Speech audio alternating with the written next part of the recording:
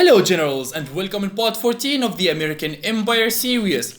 Our South American campaign is coming to an end as I am assembling now our spared land armies that we don't need. I'm going to send them to the African front, to the Operation Atlas.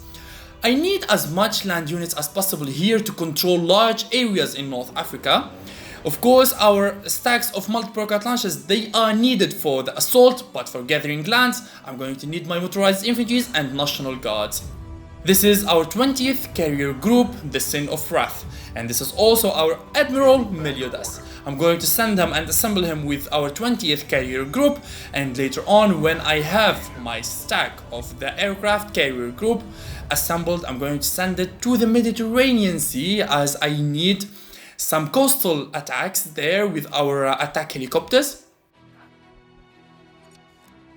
I'm going to spam more and more conventional warheads because I'm going to need a warhead arsenal there to be able to use my cruise missiles non-stop. The cruise missiles, they are going to give us a lot of options. We can launch them from our stealth air superiority fighters as well as we can launch them from our navies.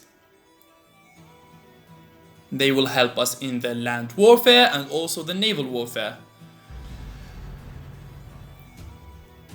I am advancing with my stacks of multiple rocket launchers through the lands of Morocco. This is our level 3 naval land radar that gives us vision of all kinds of land armies, the soft and the hard targets, the low and the high radar signals of course. The level 3 mobile radar is very important.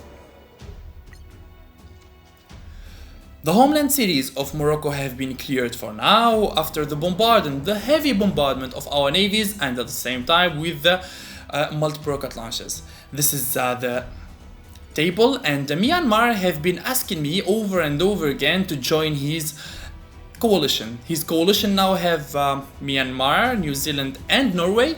Norway, he left the European coalition after being beaten by the African team.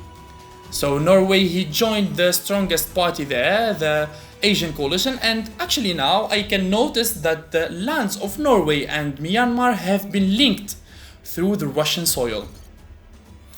So yeah, this team can be a problem for us in the future. This is a look at the list of our cities. We are spamming conventional warheads, National Guards, and also the cruisers, SAMs, and a lot of things. Now I'm going to build in these annexed cities the recruiting officers that I'm going to use them later for the National Guard spam.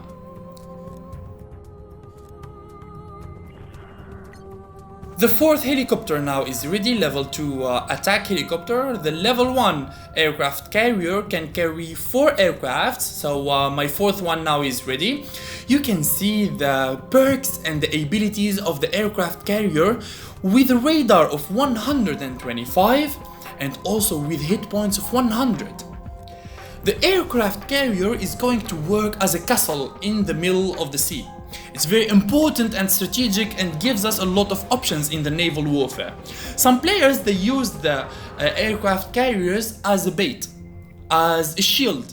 When they are moving like 5 aircraft carriers with hit points of 100, level 1, we are talking only about level 1 aircraft carrier with hit points of 100. Imagine when you assemble 5 carriers, hit points of 500, which is tremendous. When you send your aircraft carriers to the front line to get the first hit and you hit again with your cruisers, that is a strategy there. Well, I don't use it because aircraft carriers, they are very expensive to make. I'm not going to use them as a bait. In fact, I'm going to use them as a moving airbase in the middle of the ocean. When you have like 5 aircraft carriers assembled in one stack and above it, you are going to have 20 helicopters. We are speaking about level 1 carriers. 20 helicopters in a naval warfare is going to be lethal and very strong and gives you a lot of abilities in the naval warfare. Our strategy here is scouting the ahead cities with our stealth air superiority fighters. Later on, we are going to send our units to those scouted cities, because if we are going to find like some land defenses there in those units, of course I'm going to send my multi-rocket launchers there. This is the assault on the Angolian homeland cities and the capital Luanda. Angola, he declared war on us randomly. And that was a big mistake to do. That was his biggest mistake during this game, because declaring war on me, I'm not going to pass that peacefully. Yes, he sent peace after. That's why we do not see Angola in red, because he changed his status to peace with us. Yet, I sent my navies, my cruisers and frigates to attack and bombard his coastal cities. This is a land radar in front of us. I'm going to use my cruise missiles on it. I'm not going to stay overnight bombarding it with my cruisers, because I'm going to need my navies to bombard his cities and destroy all of his buildings. This is why I'm going to use a wave of cruise missiles on that hard target which contains tanks. This is the Norwegian soil and also the Saudi Arabian and Myanmar lands. As I said, they linked in the Russian soil. This is the Asian coalition composed of Myanmar, Norway and New Zealand. I'm going to upgrade my attack helicopters to level 4. And the second slot, actually I'm thinking either it's going to be frigates or cruise missiles. We will see, we shall see what we need for now. Okay, the recruiting offices are ready in the annexed cities. Now let's spam National Guards. Each city is going to produce 5 National Guards. So in a matter of 2 days, we are going to have like 25 National Guards with this wave. That's decent, huh? Very good. The South American lands have been cleared and the American Empire has been established over the North and the Southern American continents, both of them.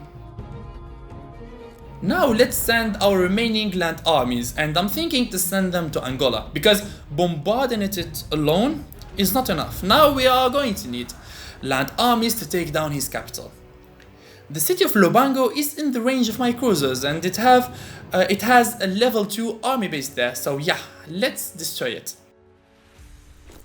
The city of Agadir is stable now. I'm going to send those National Guards to the city of Bishar. The expansion is going to continue through the African Sahara and through the North American lands. The American expansion is not going to stop here, as we have more and more National Guards and infantry arriving to the scene, and now I will send them in different directions. The good thing here that we have the stealth air superiority fighters, and we have like, they are unseen, they are stealthy, the enemies, they cannot see our stealth ASF. So I will use them as scouting and our eyes in front of us, because like that you can see that our ASF, they are patrolling the city of Bishar. There is nothing there. This is good. We can send isolate National Guards safely. They will reach their target safely. I try to take as much provinces as possible. Even when I send my National Guards to a city, I will try to take the surrounding provinces at the same time. That's a good way how to take lands as fast as possible.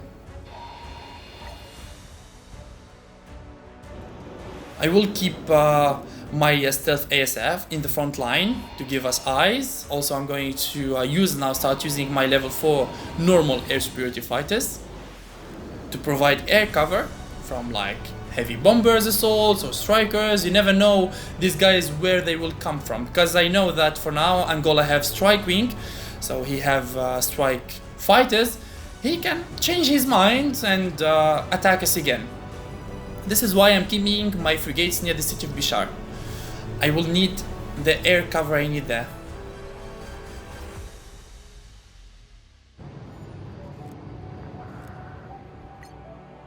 Also, the cruisers are used to make our naval cover. Thank you guys for watching today's episode. We are going to continue in the next one with more and more fun. See you guys and bye bye.